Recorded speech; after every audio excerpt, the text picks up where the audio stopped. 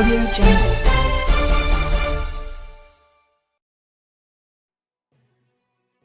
Salam sejahtera, berita hari ini dipetik dari Utusan Malaysia.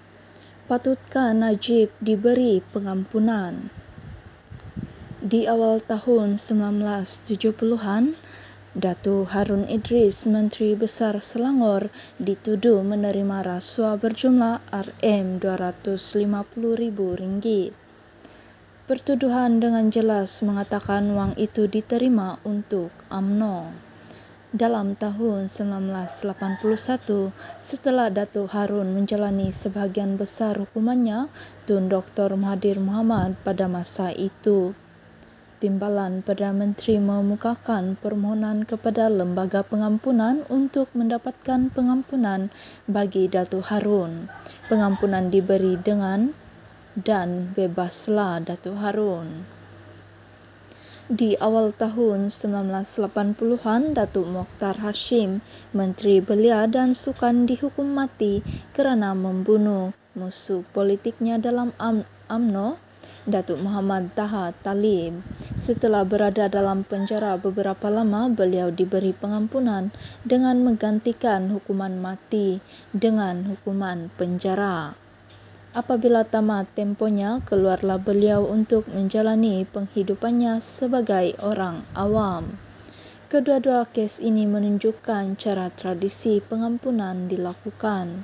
Yang menukarnya adalah kes pengampunan Datuk Seri Anwar Ibrahim. Pembaharuan itu dibuat oleh Dr. Mahathir setelah menjadi Perdana Menteri Kerajaan Pakatan Harapan. Anehnya, beliau adalah orang yang bertanggungjawab memulakan pendakwaan terhadap Anwar dalam kes liwat pertamanya. Asas bagi mendapat pengampunan kepada Anwar itu hanya politik. Melalui pendakwaan kes liwat pertama terhadap Anwar, Dr. Mahathir tidak mahu Anwar menjadi Perdana Menteri. Dengan menghendaki Anwar diampun bagi kesalahan liwatnya yang kedua, Dr. Mahathir hendak menunaikan janjinya kepada Anwar untuk mendapat Anwar menyertai mengalahkan BN dan menjatuhkan Datuk Seri Najib Tun Razak dan memenjarakannya kerana kesalahan berkaitan kes 1MDB. Apabila Pakatan Harapan menang PRU14 dan Dr. Mahathir menjadi Perdana Menteri, beliau pun menghadap Yang di-Pertuan Agong untuk memohon pengampunan kepada Anwar. Yang di-Pertuan Agong pada masa itu menzahirkan perkenan baginda. Menerima Anwar menghadap, memaklumkan beliau bahawa beliau diampun kerana ketidakadilan telah dilakukan terhadapnya. Semua ini berlaku sebelum majlis pengampunan bersidang. Itu adalah satu kesilapan. Jadi orang yang menjadikan YDPA dan Lembaga Pengampunan sebagai alat untuk membebaskan pemimpin politik yang melakukan kesalahan jenayah dan sedang menjalani hukuman penjara apabila partinya atau parti gabungannya menang pilihan raya umum ialah Dr. Mahathir.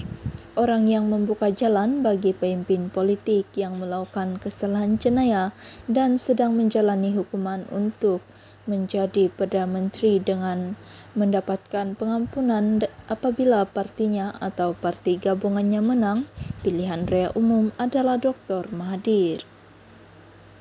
Dr. Mahathir melakukan semua itu untuk menjatuh Najib dan memenjarakannya atas kesalahan jenayah kewangan yang melibatkan 1MDB.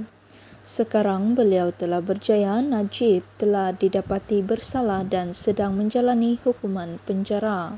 Anehnya, anak-anak didik beliau yang pada masa ini menjadi pemimpin-pemimpin tertinggi UMNO dan penyokong kuat Najib itulah yang mahukan Najib diampun pula.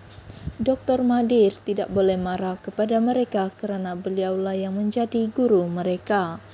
Pemimpin-pemimpin tertinggi UMNO tentu berhujah jika pengampunan boleh diberi kepada Anwar, mengapa tidak kepada Najib? Mereka tentu menghujahkan jika Dr. Mahathir boleh menghadap YDPA dan memohon pengampunan kepada Anwar mengapa PM Datuk Seri Ismail Sabri Yaakob tidak boleh berbuat demikian untuk Najib, bekas bosnya dalam UMNO dan kerajaan. Bagi Datuk Seri Dr. Ahmad Zaid Hamidi pula, beliau mempunyai sebab yang lebih kuat jika pengampunan boleh diberi kepada Anwar dan Najib. Mengapa tidak kepada beliau, Presiden UMNO, jika beliau didapati bersalah sedangkan sudah ada dua presiden sebelumnya? Soalannya, patutkah pengampunan diberikan kepada Najib? Perlembagaan tidak menyatakan atas alasan apa pengampunan patut diberi. Dua contoh pertama menunjukkan amalan tradisional. Kes Anwar menunjukkan pembaruan, patutkah ia diikuti? Jika ucapan-ucapan di Majlis Taklimat Presiden UMNO di Dewan Merdeka pada 27 Ogos itu mencerminkan alasan-alasan mengapa Najib patut diberi pengampunan, ia boleh disimpulkan di bawah tajuk ketidakadilan perbicaraan kes Najib. Perbicaraan itu telah dikritik atas 5 sebab. Pertama, keputusan mahkamah tidak mengikut keterangan. Kedua, keengganan Mahkamah Persekutuan membenarkan permohonan penangguhan oleh Peguam Baru Najib untuk mengkaji rekod rayuan. Ketiga, keengganan Mahkamah Persekutuan membenarkan permohonan Najib memasukkan keterangan baru mengenai penglibatan Hakim Datuk Muhammad Nazlan dalam kes itu. Keempat, pelantikan Peguam Negara, Ketua Pesuruhjaya SPRM, Ketua Hakim Negara dan Hakim-Hakim dicatur oleh Perdana Menteri.